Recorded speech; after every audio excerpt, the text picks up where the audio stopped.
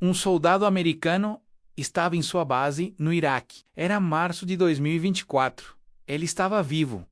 Seu colega também estava. Seus amigos também estavam. Então, do nada, em menos de uma hora, tudo mudou. Não foi uma invasão, não foi um ataque convencional. Foram drones. Dezenas deles. Centenas, talvez. Ele viu a sirene soar. Viu os homens correndo. Viu o céu ficar preto de máquinas voando em formação. Naquele momento, enquanto corria para o bunker, um pensamento atravessou sua mente. Nós não estávamos prontos para isso. Não assim. Não em números desse tamanho. Não com essa coordenação. O que aconteceu naquele dia? Menos o ataque de drones em massa do Irã contra Israel. Instalações americanas no Oriente Médio, em 13 e 14 de abril de 2024. Menos foi o maior ataque de drones coordenados que o exército americano havia enfrentado em sua história. Mais de 300 drones, foguetes e mísseis disparados simultaneamente. E o sistema de defesa que a América gastou centenas de bilhões de dólares construindo, tecnicamente funcionou. Os sensores detectaram, os interceptores foram lançados. A maioria dos alvos foi derrubada. Mas enquanto estava acontecendo, havia uma fragilidade gritante no coração da máquina de guerra americana, que ninguém estava falando. Havia um problema que nenhum interceptor podia resolver. Era a velocidade. Não a velocidade dos drones. A velocidade da informação. A velocidade da decisão. A velocidade da resposta. Quando o VOC tem 300 projéteis chegando simultaneamente de direções diferentes, quando seus sensores estão vendo tudo ao mesmo tempo. Quando seus computadores precisam processar centenas de pontos de dados em tempo real e seus soldados precisam decidir em segundos o que fazer. É aí que a máquina mais poderosa do mundo descobre que tem um problema que a tecnologia sozinha não resolve. Os drones do Irã expuseram um ponto cego tão fundamental, tão profundo, no coração da defesa americana, que mudou como militares de toda a Ásia, Europa e América Latina começaram a pensar sobre a própria segurança. E a solução que começou a ganhar terreno não é o que você esperaria. Não é mais tecnologia. Não é mais dinheiro. É algo que os militares deixaram de usar há 50 anos. É algo que os porta-aviões nem querem mencionar em público. É algo que está prestes a mudar completamente como as guerras serão lutadas daqui para frente. Inscreve para ver como uma lição aprendida.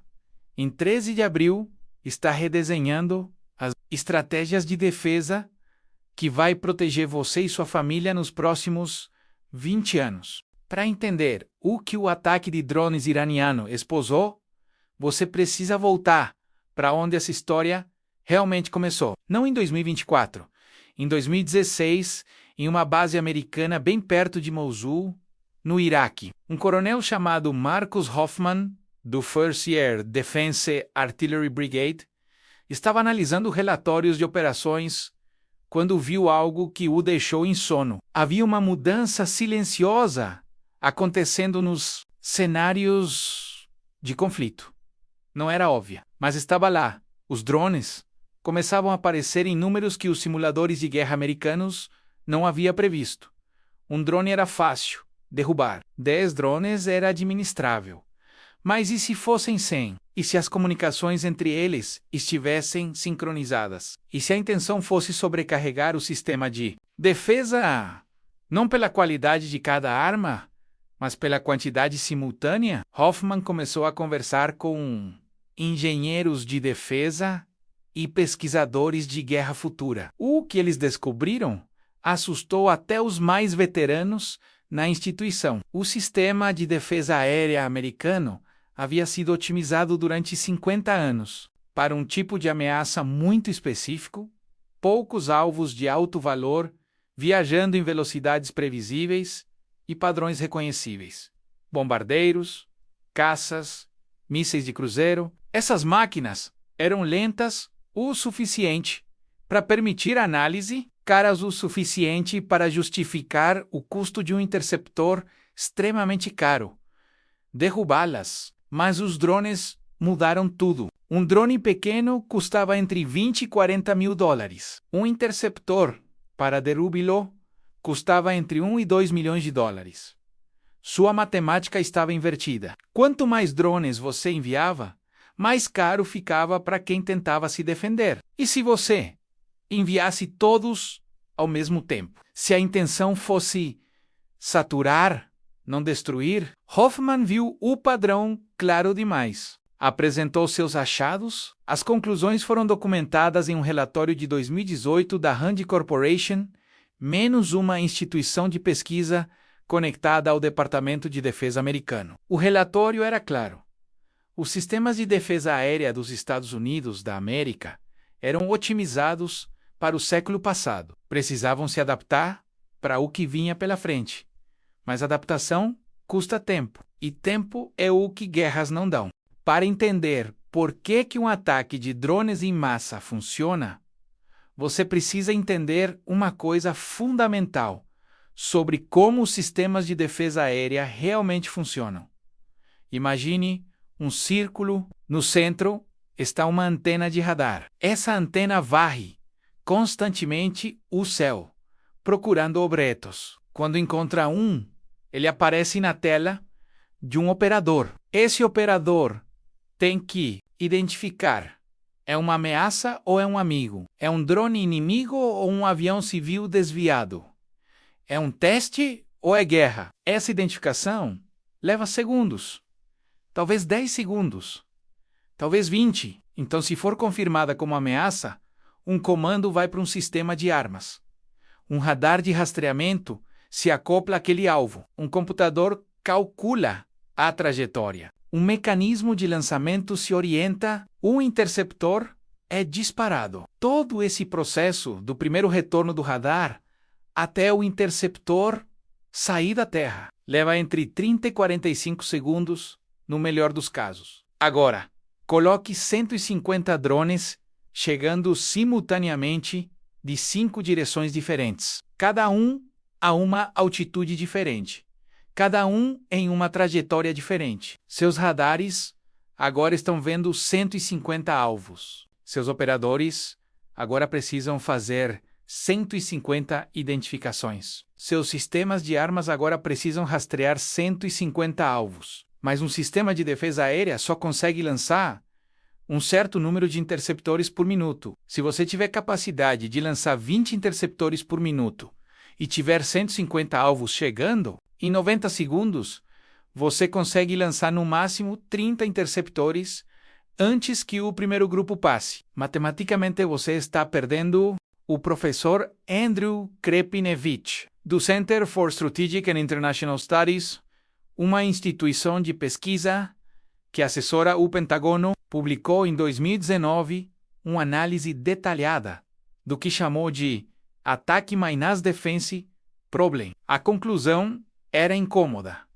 Quando o número de projéteis simultâneos excede a capacidade defesa simultânea, nenhuma quantidade de sofisticação tecnológica resolve. Você não pode construir seu caminho para fora do problema. Você pode apenas construir mais defesas, muito mais. Então é aí que vem a revelação que fez os generais americanos se sentarem direito. Em 13 de abril de 2024, o Irã disparou mais de 300 drones e mísseis contra Israel e posições americanas. O sistema de defesa funcionou magnificamente, menos cerca de 99% dos projéteis foram interceptados. Mas aqui está o ponto que ninguém estava dizendo em voz alta. Mesmo com uma taxa de sucesso de 99%, alguns projéteis passaram. E isso aconteceu com o déficit de ataque ainda equilibrado. Imagine quando o déficit não estiver equilibrado. Imagine quando a quantidade de defensores for menor. Imagine quando os interceptadores começarem a acabar. Os militares americanos começaram a fazer as contas para defender adequadamente contra um ataque de saturation, um ataque de saturação de drones em massa. Você precisava de 2 vezes mais defesas do que tinha atualmente, talvez 3 vezes mais. O custo seria centenas de bilhões de dólares. O tempo para construir seria décadas. E foi aí que alguém numa sala de reunião em Washington lembrou de algo que havia sido abandonado em 1973. A solução que começou a ganhar tração não é bonita, não é tecnológica, não é o futuro que os engenheiros de defesa queriam vender. É simples. É antiga. É profundamente desconfortável para uma força aérea que passou 50 anos construindo sua identidade ao redor de superioridade aérea. É disperso ou dispersão. É o conceito de não ter tudo em um lugar. Durante a Guerra Fria, forças aéreas inteiras foram construídas com bases pequenas, espalhadas por todo o território. Não para lutar melhor, mas para sobreviver melhor. Se você tivesse 10 bases pequenas, ao invés de 3 grandes, um atacante precisaria de 10 vezes mais munição para destruir sua capacidade. A maioria dos projéteis seria desperdício. O déficit de ataque ficaria contra o atacante. As forças aéreas abandonaram isso nos anos 1980, quando a ameaça de ataque aéreo em massa desapareceu. Foi mais barato operar 3 bases gigantes do que manter 10 bases distribuídas. Mais eficiente, mais centralizado, mais lucrativo para contratantes de defesa que construíam mega instalações. Mas depois de 13 de abril de 2024, dispersão deixou de ser uma ideia antiquada e virou a decisão mais estratégica que os militares americanos estavam fazendo. É importante reconhecer aqui: dispersão não é a solução perfeita. Bem quando você tem espaço territorial para distribuir suas forças. Funciona bem quando seus aliados têm bases em várias localizações. Um país pequeno sem espaço territorial não consegue se dispersar facilmente. Um país sem aliados militares fica extremamente vulnerável. Mas para qualquer nação com espaço e alianças, dispersão virou do nada o fator mais crítico de sobrevivência em defesa. Aqui está a parte que explica por que isso é tão importante para você, mesmo que você nunca vista um uniforme militar. A indústria de defesa americana vale aproximadamente 500 bilhões de dólares por ano. Desses, cerca de 200 bilhões vão para sistemas de defesa aérea e detecção de ameaças. Grandes corporações, Lockheed Martin, Raytheon, Boeing, Northrop Grumman, menos ganham contratos gigantescos para construir centros de comando integrados. Radares sofisticados, sistemas de lançamento automatizado, esses contratos têm margens de lucro que podem chegar a 40%. Eles são a base dos lucros dessa indústria. Um megacentro de comando integrado custa entre 2 e 5 bilhões de dólares. Uma base distribuída com capacidade descentralizada de comando custa significativamente menos por base.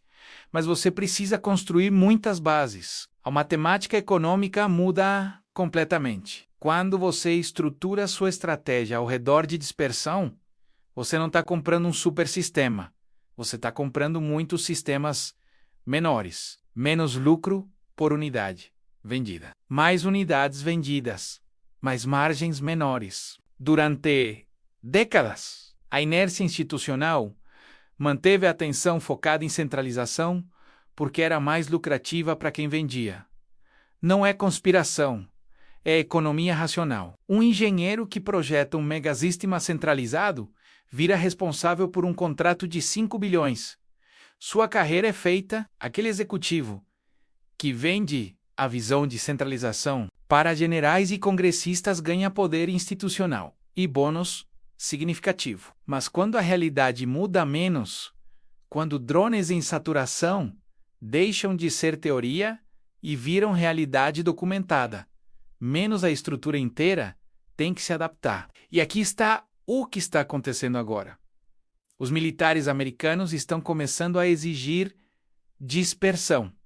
Não estão pedindo, estão exigindo. Em 2024, o Departamento de Defesa começou a revisar os critérios de contratação para incluir capacidade de operação descentralizada. Em 2025, o orçamento de defesa começou a refletir alocações para bases distribuídas. As maiores potências militares do mundo, Estados Unidos da América, China, Rússia menos, estão todas redesenhando suas estratégias ao redor de dispersão. Isso significa que o modelo de negócios que fez bilhões para a indústria de defesa está morrendo. E os que se adaptarem primeiro vão ganhar. Os que insistirem no modelo antigo vão sofrer perda de mercado. Mas aqui está por que isso importa para você em casa. Quando a estrutura de defesa de uma nação muda dessa escala, todo o resto muda também.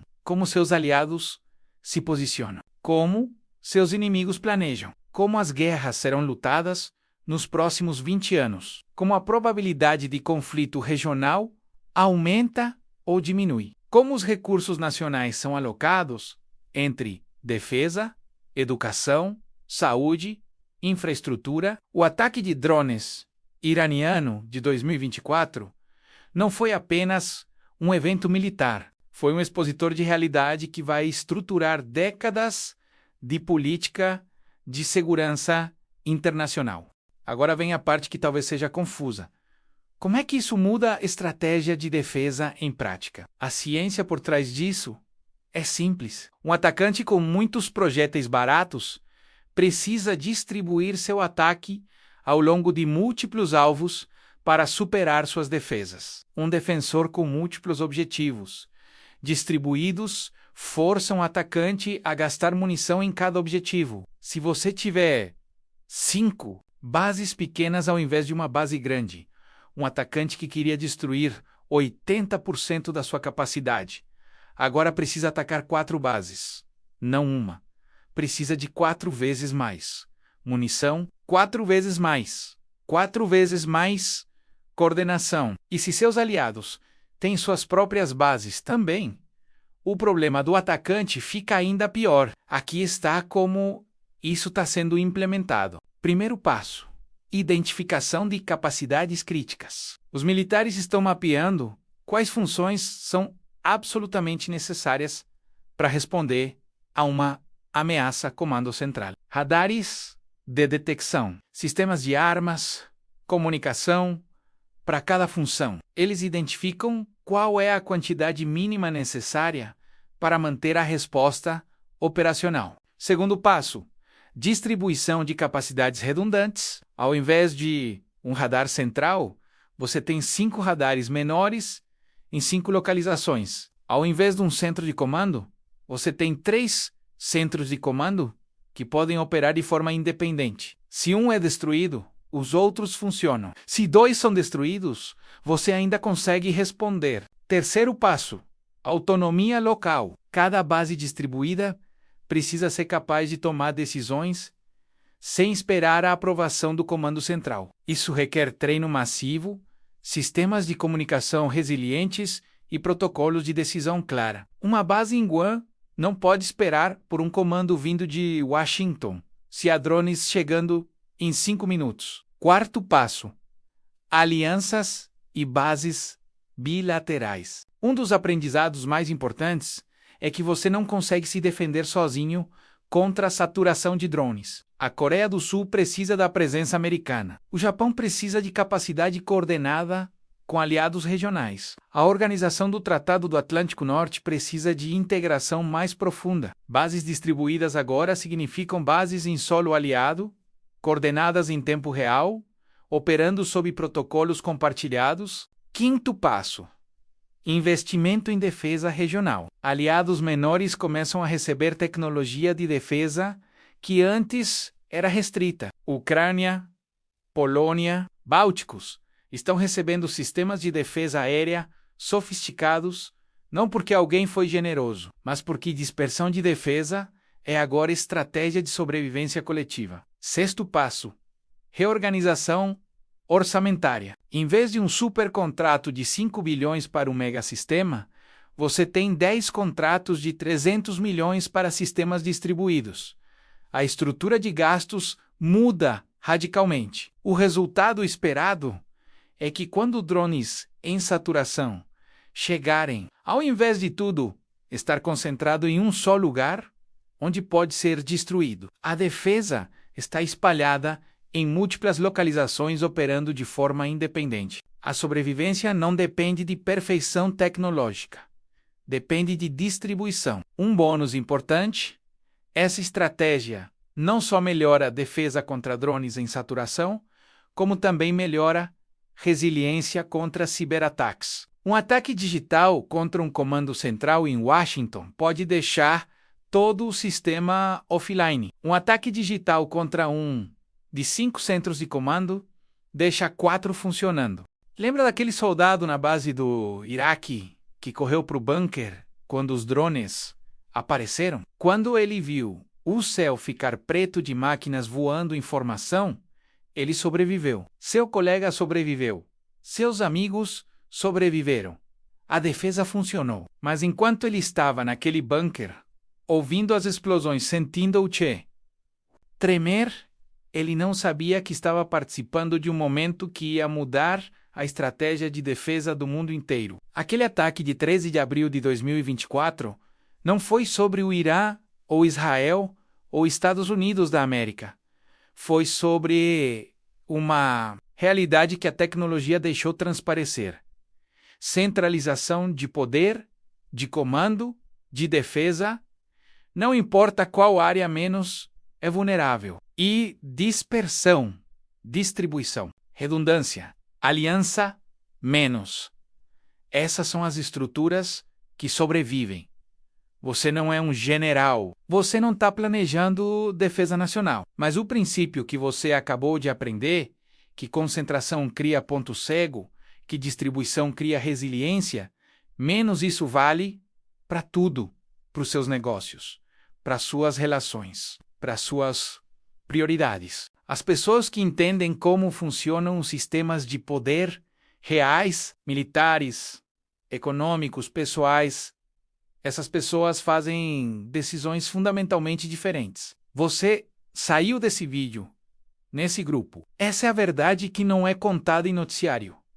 Inscreve para continuar vendo como os sistemas reais funcionam. No próximo vídeo, a gente mostra como a China está usando o mesmo princípio de dispersão para construir algo que faz o arsenal americano parecer concentrado demais. Ativa o sino. A gente publica toda semana.